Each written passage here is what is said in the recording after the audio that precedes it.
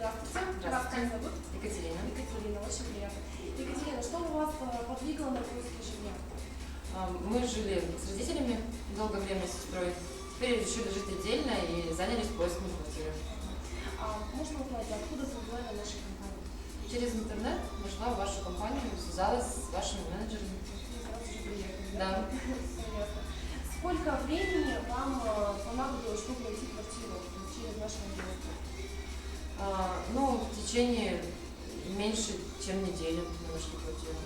А вообще срочно, несрочно вам нужно было зайти? Нам нужно было срочно, да.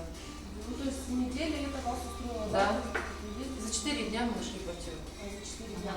Много вам вариантов было предоставлено? Да, вариантов было много. Мы выбрали самые себе подходящие. Сколько посмотрели? Посмотрели квартир, наверное, 3 квартиры.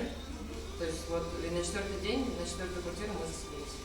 Ну, в целом вообще, как квартира вас устроила? То есть она индивидуально по вашим критериям, да, подошла? Да, критериев было много, и квартира нас вполне устроила. И стоимость, и ее местоположение. Все замечательно. И остановку, да, как вы Да. хотели рядом? Я хотела- Проблем с собственниками у вас не возникло? Нет, То абсолютно есть хозяйка никаких. нормально, Да. вам попалась? И то, что у вас кошка, да, тоже Да, нормально? на самом деле моего кота ничего, разрешили. Всё ясно. Екатерина, как в целом вообще работа компании? Мне понравилось работать с вашей компанией, то есть я до вашей компании работала с другими менеджерами, как-то не совсем, То есть с агентством, да? да, с другими агентствами.